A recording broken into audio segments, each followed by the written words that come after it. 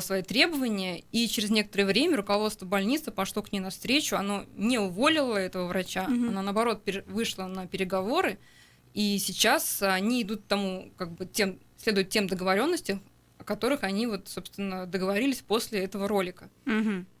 Ну, то есть, по сути, уже есть какие-то конкретные примеры того, как это сработало, да, есть результат. Да, совершенно верно. Но в Башкирии пока результата нет. Пока нет, потому что мы вот все-таки ждем, что кто-то из врачей, учителей, и медсестер, или санитаров даже к нам придет и поучаствовать в таком вот медийном давлении за счет вот участия в съемках ролика. Я помню, когда я с Кирой Ярмаш разговаривала, пресс-секретарь Навального, она говорила, что, в принципе, профсоюз готов помогать и в судах в том числе. Уже были прецеденты, когда обращались в суды? Пока нет, пока нет. Некоторые все-таки боятся, то есть некоторые люди вот лично обращались и пока еще боятся именно как-то вот заявлять о своих правах, по сути, на нормальную зарплату. Лиль, я вот в связи с этим тоже хотела попросить вас прокомментировать. Я видела у вас на странице в Фейсбуке фотографию квитка зарплатного. Это медик, по-моему, тоже из Башкирии, да? Медсестра, кажется. Да. Расскажите вот об этом. Расскажите эту историю, пожалуйста. Ну, здесь я...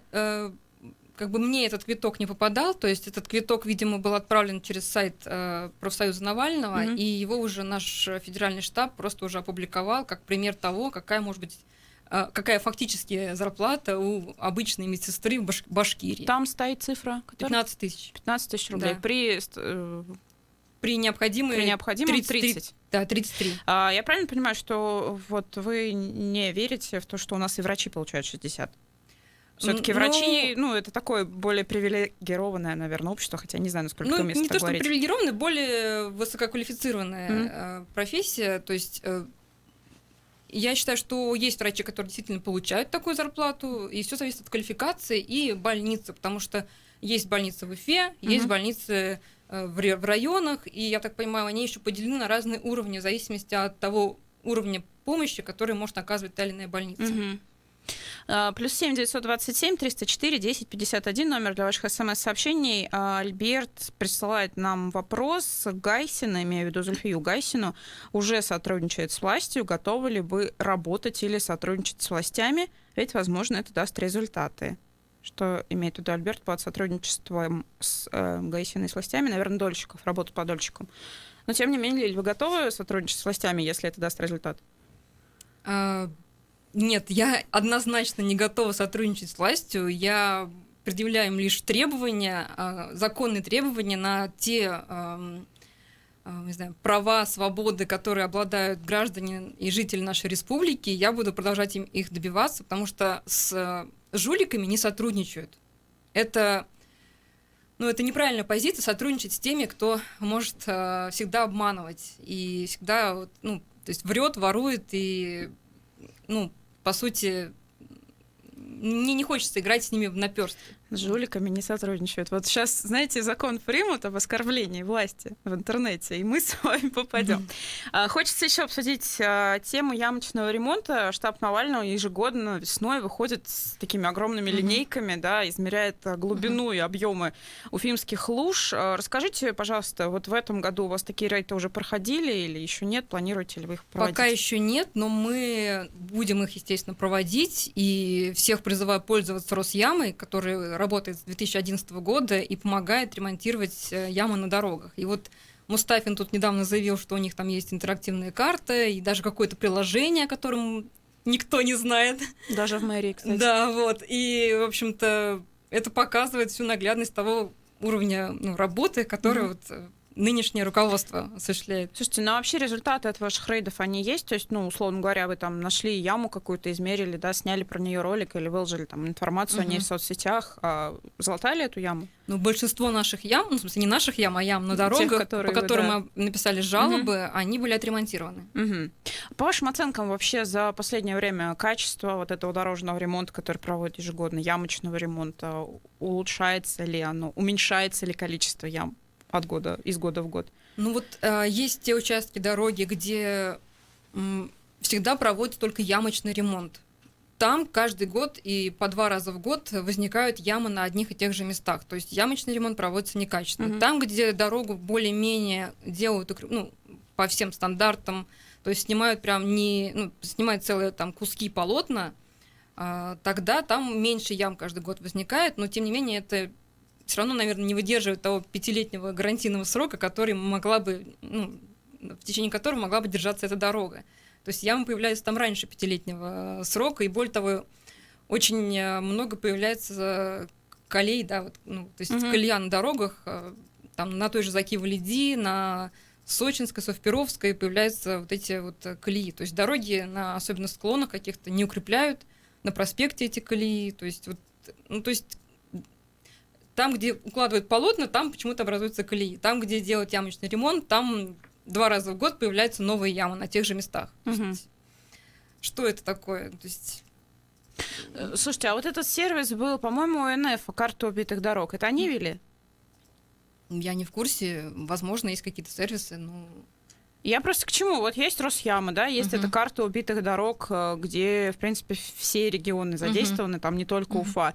Может быть, все-таки есть смысл-то вот в этом хотя бы случае, да, возвращаясь к вопросу Альберта, как-то объединяться, потому что, все-таки дороги — это то, чем пользуются все, и власть, и мы, и те, кто поддерживает власть, и те, кто не поддерживает власть. А в чем тут объединяться? То есть у каких-то других организаций свои сервисы, у нас свои сервисы. С мэрией хотя бы. Вот они говорят, что у них есть какое-то приложение. Пусть покажет свое приложение. Я его в глаза не видела и даже не знаю, и узнала об этом только вчера. Может быть, стоит предложить им: ребят, смотрите, вот у нас есть уже готовая версия, да, которой можно пользоваться. Вот смотрите, вот там есть способы, как это все делать правильно. Давайте вот, пользуясь случаем, предлагаю мэрии воспользоваться нашим сервисом Росямы, если они готовы на это пойти. Знаете, еще, Лиль, хотела что спросить по поводу, опять же, да, такого некоторого взаимоотношения с властями. Я правильно понимаю, что вы пытались попасть в общественную палату Уфы? Что пошло не так? Пошло не так. Вообще сама палата, она, по сути, состоит из 2/3 назначенных самой же администрацией, горсоветом, людьми. Причем там раз-два и обчелся людей, которые известны во всем городе, да, то есть это общественники или люди, которые как-то лидеры общественного мнения, которые высказывают по общественно значимым вопросам. Я вообще не вижу смысла создавать вот именно палату из такого состава. То есть я считаю, что все 30 человек должны быть избраны, может быть, на конкурсе, на каком-то голосовании, да, то есть пусть это будет интернет-голосование или еще какой-то вид, форма выбора, но так, чтобы это не были назначенцы. Пусть люди выбирают, ведь это же представители общества, то есть в самом названии, да, палаты.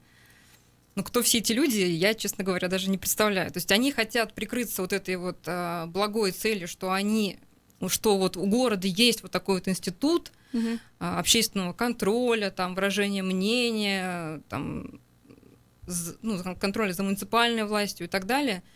Но по факту я не знаю, как он будет работать. И судя по тому, как работала она в прошлые годы и на уровне республики, мы понимаем, что это не работающий орган. Городской общественной палаты же не было раньше, она же вот только создается.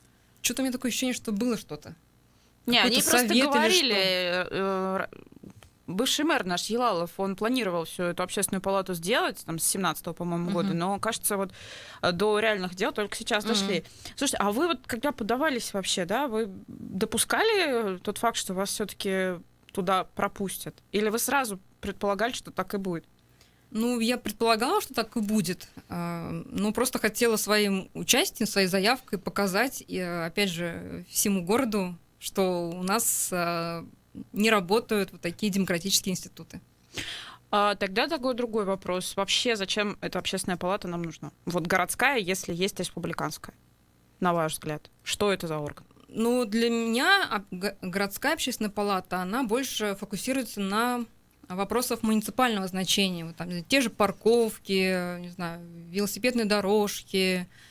А опять же, вот вопрос городского транспорта с этими турникетами, например, да, то есть... Как вам эта идея, кстати говоря? Я отрицательно отношусь, потому что во всех городах, где эти турникеты были использованы, в том числе в Москве, да, опыт показал, что это неэффективно. Это удлиняет очередь на остановках, удлиняет время прохождения маршрута, да, общественного транспорта. И, везде отказались, а мы, значит, по устаревшей технологии попытаемся сейчас это внедрить. Мне понравился комментарий на Фейсбуке, где написали, что, скорее всего, в Москве хочется выгодно продать эти турникеты еще раз, и Уфа, значит, вот она такая благотворительная, хочет это, значит, Просто выкупить. тренды обычно до регионов очень медленно доходят. Ну, это меня очень удручает, потому что вместо того, чтобы ориентироваться на передовые технологии, на передовой опыт, мы почему-то начинаем перенимать какой-то отсталый опыт, или опыт, который был негативен, или от которого отказались другие города и страны. Но если продолжать все-таки про общественную палату, отвлеклись немножко на турникеты, в общем, это такой орган, который должен именно муниципальными проблемами заниматься. Да. А как вы вообще оцениваете эффективность работы общественной палаты, ну вот республиканской, например? Я вообще не слышу, чем она занимается. Вот я в последнее время не слышала ни одного. Ну как, они ездят иногда по колониям, там смотрят на условия содержания заключенных. Но это же не единственная их задача. То есть, я так понимаю, это просто отдельный комитет, который занимается контролем за содержанием в таких местах. Но это не основная цель этой палаты. Это высказывать свое мнение по всем общественно республиканским вопросам, да, то есть по той же мусорной реформе, там, то, что волнует людей, граждан снизу, да, то есть, я не слышу никаких ни публикаций от них, ни выражения мнений каких-то отдельных ее членов, то есть полный молчок. Вам не кажется, что общественная палата городская — это такого своего рода орган, который будет в результате лоббировать интересы просто администрации? Я не думаю, что они чьи-то интересы лоббируют, но они просто... То есть у них вряд ли такой есть механизм лоббирования. Просто они могут поддержать позицию администрации. Вот, либо промолчать. Вот, вместо того, чтобы выразить разные мнения и к какому-то там консолидированному прийти. Номер для смс-ок напомню, +7 927 304 1051. Пожалуйста, не забывайте, что у нас есть еще и Телеграм, нам можно писать туда. Лиль, хочется, даже не знаю, о чем мне больше хочется, про неуважение власти поговорить или про ваши ролики. Давайте все-таки про ролики ваши поговорим. Было за последнее время 2 таких ролика, достаточно громких и достаточно нашумевших. Первый, пойдем по хронологии, да, первый был про Константина Толкачева. Расскажите, пожалуйста, для начала, что вас сподвигло на этот ролик? Во-первых, он единорос. Вот мы любим мочить единороссов, в смысле в информационном пространстве. И он довольно-таки долго занимает свой пост, при этом реальных результатов от его деятельности не видно. А если они и есть, то все это в каком-то таком виде, который, наоборот, не выражает тоже и мнение избирателей, как мне кажется, потому что все-таки он же тоже депутат, избранный людьми, но почему-то он предлагает какие-то идеи, принимает какие-то законы, которые во вред избирателям. Какие, например? Например, про самообложение граждан. Или, например, он заявил, по крайней мере, об инициативе освобождения сельских депутатов от финансовой отчетности. Вот, то есть мы говорим о том, чтобы власть должна быть прозрачной, там, депутаты должны быть прозрачные, отчитываться перед народом, там, да?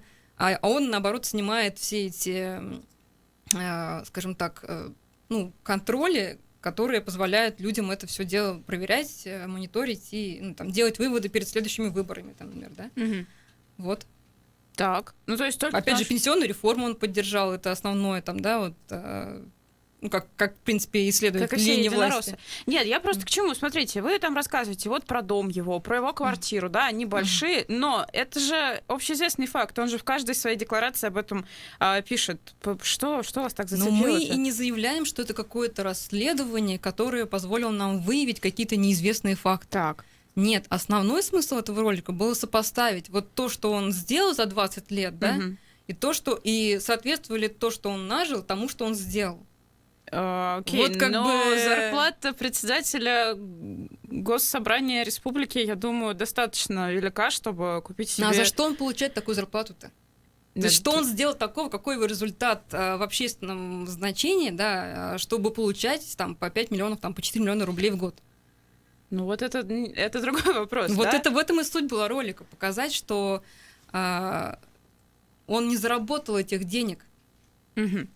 Мы сейчас прервемся на новости. Я напомню, что в гостях у нас сегодня координатор штаба Алексея Навального в Уфе, Лилия Чанышева. После новостей вернемся, продолжим наш эфир. +7 927 304 1051, номер для ваших вопросов.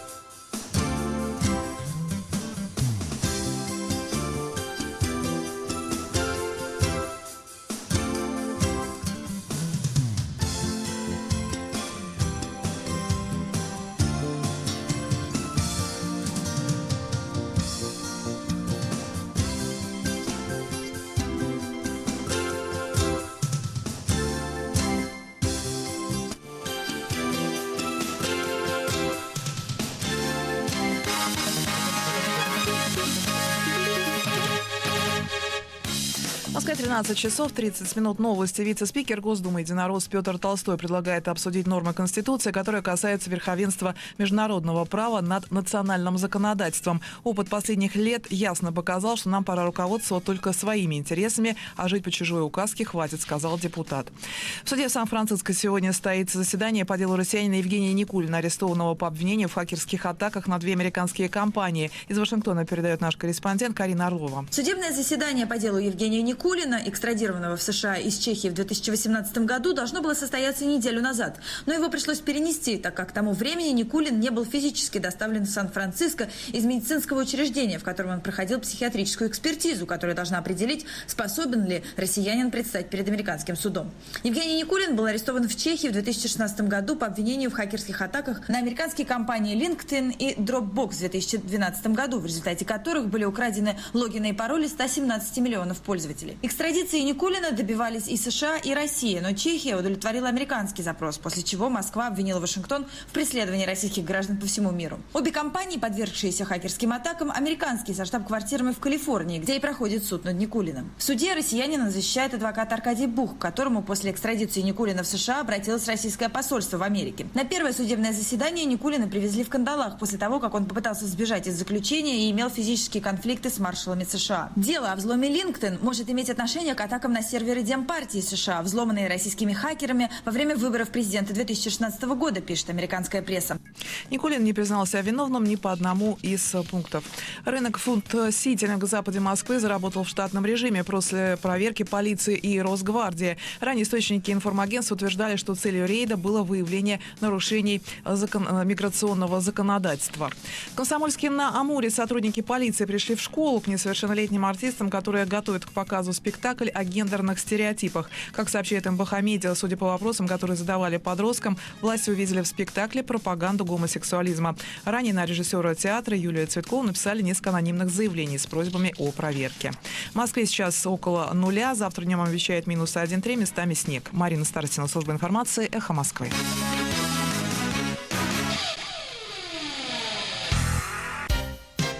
13 марта вместе с гостем студии «Эхо Москвы» в Уфе, финансовым экспертом компании «Финам» Булатом Загретдиновым обсудим, кому доверять – банку или брокеру. Слушайте эфир в среду в 8:45.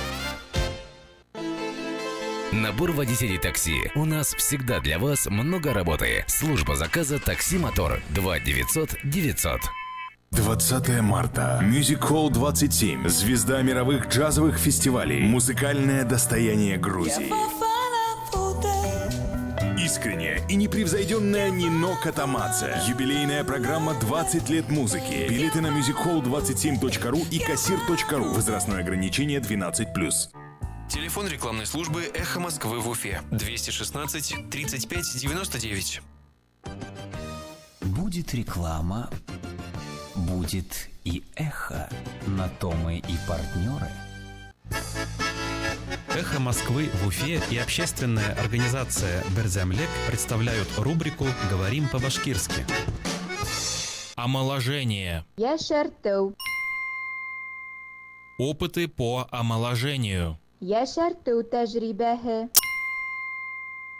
Опыты по омоложению. Яшарту тажрибахе. Эрнст Мулдашев проводит опыты по омоложению всего организма. Эрнст Мулдашев бүтә тән агъзаларын яшәртү буенча тәҗрибәләр үткәрә. Эрнст Мулдашев проводит опыты по омоложению всего организма. Эрнст Мулдашев бүтә тән агъзаларын яшәртү буенча тәҗрибәләр үткәрә. «Эхо Москвы» в Уфе и общественная организация «Берзямлек» представляют рубрику «Говорим по-башкирски».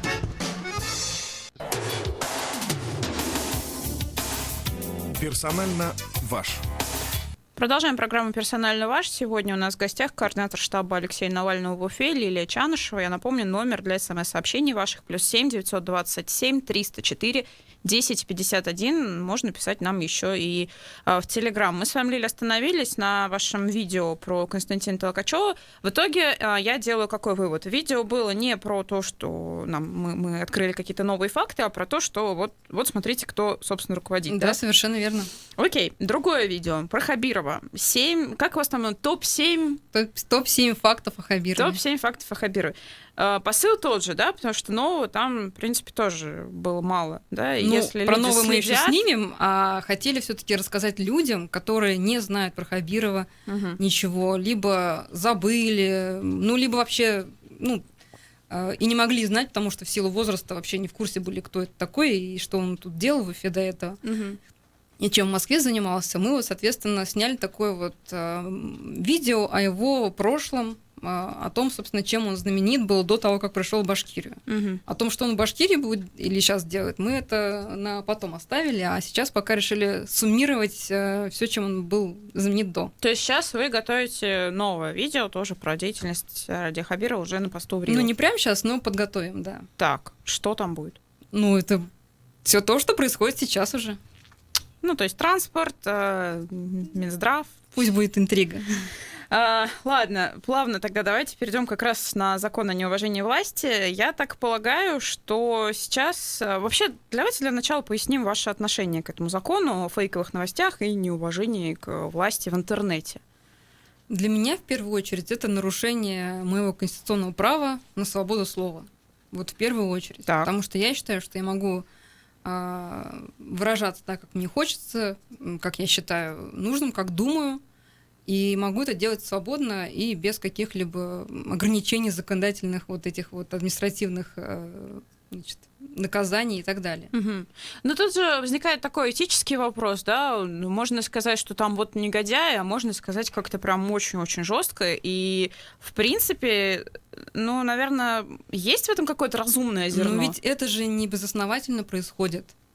То есть этому всегда есть какое-то объяснение, что это не просто так, а этому предшествуют какие-то действия, слова, не знаю, позиции по каким-то вопросам этих людей, с которыми я могу быть не согласна или против, и я имею право высказывать свое мнение, критиковать их. Это нормальное проявление, то есть в любом демократическом обществе. Это свобода слова, которая закреплена в Конституции, действующей Конституции. И сейчас мы должны себя как-то ограничивать, что ли, после этого закона. Вообще Конституция это имеет высшую силу, и я буду следовать ей. Видео вашего штаба, я имею в виду, да, видео самого Навального, в принципе, ведь тоже могут попасть под действие этого закона. Условно говоря, не знаю, депутат Нефтекамска, про которого вы осенью снимали видео, про его дачу на берегу реки, он может обидеться и, условно говоря, подать на вас в суд за оскорбление власти. Да пусть подает. То есть вас никак это не остановит, это не да? останавливает. Тоже по поводу этого закона Совет по правам человека при президенте, да, нашел как раз, как вы говорите, расхождение с Конституцией в этом законе и попросил все-таки внести некоторые изменения в него, пересмотреть. На ваш взгляд, что-то может принципиально измениться после такого обращения СПЧ? Маловероятно, конечно, потому что, судя по тому тренду, который у нас в стране происходит, то есть все...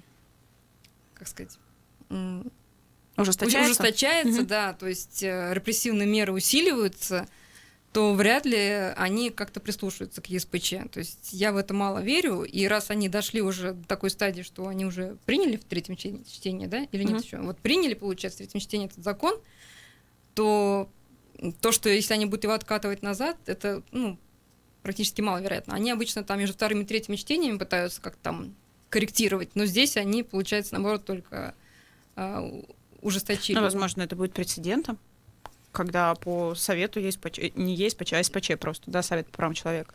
Посмотрим. То есть в силу ЕСПЧ я тоже мало верю. Почему? Во-первых, это... Не доверяете органу при президенте?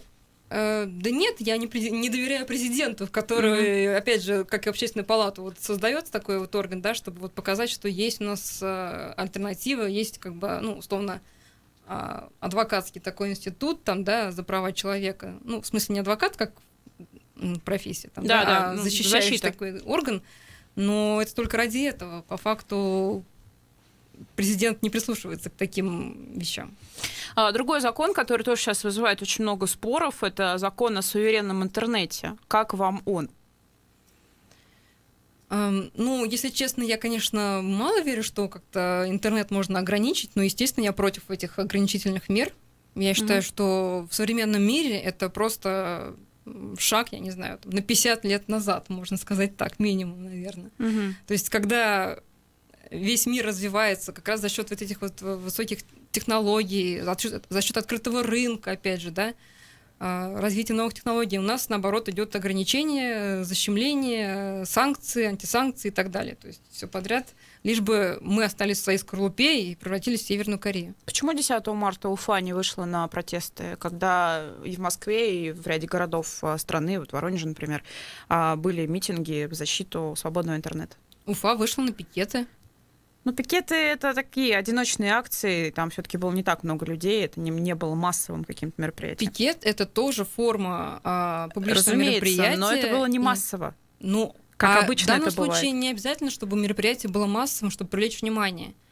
Люди стояли в разных частях Уфы, их много людей увидело, то есть, да, а после этого много об этом СМИ написало статей, да, то есть мы написали об этом.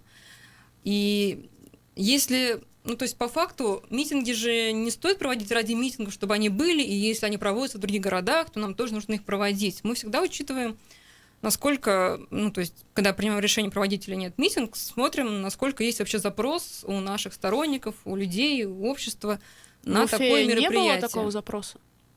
Именно на митинг нас не спрашивали, так что вот давайте митинг. То есть наоборот, просто отдельные люди изъявили желание провести пикет. И мы просто их проконсультировали, как правильно это делать, и то есть оказали юридическую поддержку в части правильного проведения, а не то, чтобы там, мы взяли, там всех там что-то организовали. Нет, такого не было, просто люди сами проявили инициативу, мы им оказали консультационную помощь. Но это были ваши волонтеры или это были люди совершенно независимые от штаба Навального в Уфе? Это были и сторонники, и волонтеры. То есть те люди, которые раньше ходили расклеивать или раздавать листовки, и люди, которые просто первый раз пришли, сказали, я хочу выйти на пикет, что мне там нужно сделать, или как это правильно сделать. Вообще говоря, если о протестной активности, почему Уфа с лета как-то подуспокоилась? То есть последний такой массовый прям протест, массовый митинг был в сентябре, и все. У нас больше нет проблем, которые могли бы вывести столько людей на улицу? Или просто штаб Навального немножко устал и, честно говоря, поднадоело вам сидеть с Федором, вашим юристом, в изоляторах? Аресты, они, конечно, отнимают много времени и сил, и потом времени на то, чтобы восстановиться и выйти из, после таких случаев. Но я бы не сказала, что мы там свою протестную активность как-то снизили. Нет, мы, опять же, как я сказала, не проводим митинги ради митингов, во-первых. А во-вторых, есть и другие, в том числе, и которым сейчас пользуемся мы, способы донести до людей ту информацию или те посылы, которые мы бы хотели до них доносить или доносить до органов власти. Например, те же самые видео, которые мы сейчас активно снимаем. Например, ролик про Хабирова набрал уже больше 18 тысяч просмотров. Без всякой рекламы. С тем, что сейчас очень активно, в принципе, говорят о Ради Хабирове и вот этот период. И с этим, и с тем, что мне, как показалось, исходя из комментариев, не все люди знали, кто такой на самом деле Хабиров. То есть некоторые чувствовали, некоторые там предполагали, но мы в видео показали все пруфы, и то есть показали реальные видеокадры и статьи, на которые мы ссылались, опирались из СМИ.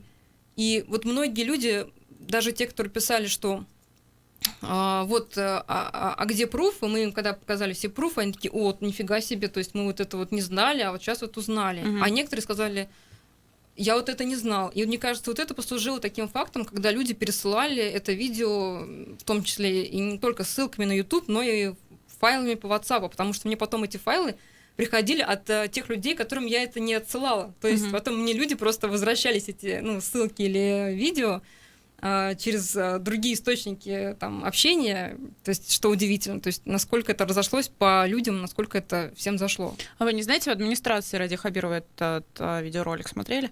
Ну, они мне не отчитывались. Ну, может быть, какой-то был фидбэк. Лиль, хочется еще поговорить по поводу выборов. Полгода осталось буквально, да, у нас там до сентября. Есть уже некоторые имена, которые называют в качестве возможных кандидатов. Кстати, несколько наших гостей ваше имя все-таки называли. Вот вы в прошлый раз говорили, что пока не планируете, но некоторые вас видят в качестве кандидата. От КПРФ есть как минимум 3 кандидатуры. Я хочу вот ваше мнение по каждому из них, да, попробовать узнать. Вот Юнир Кутлугужин, глава местного райкома партии. Как вам эта кандидатура? Вообще, как вы знаете, Алексей Навальный запустил такой проект, как «Умное голосование». Поэтому мне все равно, кто будет от КПРФ, Кутлугужин, там, не знаю, Ющенко, еще там кто третий, я не знаю, или кто-либо еще иной из другой партии, если у него будет больше как бы потенциала в качестве кандидата, против которого, за которого проголосуют ради того, чтобы не голосовать за Хабирова. Протестное голосование. Да, протестное голосование. То мы будем всячески продвигать этого кандидата и предлагать избирателям с помощью проекта «Умное голосование» голосовать именно за него. Поэтому мне без разницы, кто там от них будет. И даже если кто-то будет, и даже если этот человек будет, по факту, таким спойлером или, по сути, псевдооппозиционным кандидатом, который на самом деле окажется там мурзилкой, все равно мы будем призывать... Лесник этот термин у нас употребляют, да? Мы называем это мурзилками, и, соответственно, кто бы ни был, мы будем предлагать людям голосовать за этого одного кандидата, как бы в противовес Хабирову. Так, интересно. Даже если, в принципе, штаб Навального не разделяет совершенно верно. Политические пристрастия, так скажем, этого кандидата. В этом и суть умного голосования, да. То есть саккумулировать протестное голосование на одном кандидате, независимо от того, поддерживаем ли мы или кто-то другой из избирателей идеологию, мысли, поведение, действия этого человека. Мы, главное, не поддерживаем единоросса в лице Хабирова. Понятно, за любого, кроме Хабирова, да? Не за любого, а за какого-то одного. Это как раз отличие вот этого умного голосования от предыдущих стратегий, когда как раз за любую партию, кроме партии жуликов и воров. Лиль, нет ли у вас данных о том, кто может заявиться помимо партийных, да, вот этих КПРФ, ЛДПР, Единой России, скажем так, от либералов? Вот есть условно гражданская инициатива, да, партия перемен та же. Возможно ли кандидаты от нее? Нет ли у вас таких инсайдов? Таких инсайдов нет, если только Мурзагулов заново не захочет от нее баллотироваться, изображая себя либерала. Так, это было бы, да, интересно. Нам прислал вопрос, к сожалению... подписан Сергей. Как вы относитесь к тезису, что люди, которые делают революцию, не предназначены для нормальной жизни? То есть свергают власть одни, а налаживают другие. Немного философии на эхе Москвы. Да, каждый занимается тем, чем хочет заниматься. То есть не факт, что все те, кто делает революцию, потом хотят... управлять какими-то, не знаю, регионами, странами или городами. Я напомню тогда номер еще раз для смс-ок, +7 927 304 10 51. Лиль, еще одна тема, которой штаб Навального уфимский достаточно жестко прошелся, это назначение Артура Эдельбаева руководителем Центра развития туризма. Вы там фактически власть обвинили в поддержке терроризма, если я помню цитату. Почему так жестко? Потому что мы посмотрели видео, в котором Артур Эдельбаев обнимается, признается в любви Басаеву, играет перед ним на курае, дарит флаги, и при том, что на тот момент Басаев открыто признавал, что они убивают заложников. То есть мы не поддерживаем этот терроризм и не поддерживаем тех людей, которые способствовали такому поведению, по сути дела, таких людей. А насколько вообще это влияет сейчас, да, сколько лет уже прошло, на то, как Эдельбаев будет работать? Тем более Центр развития туризма — это все-таки такая больше, наверное, теневая какая-то вещь. Не думаю, что он будет прям на первых полосах. Эдельбаев лояльный к Хабирову человек, поэтому мы не упустили случая об этом тоже рассказать, показав, какая команда у Хабирова. Так, ткнули лишний раз. Это тоже Вот мы про Хабирова сняли ролик, да, о фактах его прошлой жизни. Почему бы не рассказать вот о тех людях, с кем он тогда работал и чем они тогда занимались, чтобы понимать, кто эти люди сейчас. То есть как бы они сейчас не прикрывались тем, что они там не против протестов, но они лояльны действующей власти, которая против протестов. Я просто к тому, что насколько вообще то, что было раньше, может действительно влиять на то, что происходит сейчас. Ну да, у каждого человека есть история, да, там, она есть, и с этим как бы можно жить, как говорит Евгений Ройзман тот же. Просто зачем это сейчас? Вдруг этот человек действительно будет классным на должности руководителя по развитию туризма? Я не верю. Окей. Ну что ж, будем заканчивать нашу программу. Я напомню, что в гостях у нас сегодня была координатор штаба Алексея Навального в Уфе Лилия Чанышева. Лилия, спасибо вам большое. Пока. Спасибо вам. До свидания. Никакого секрета. Мы говорим все.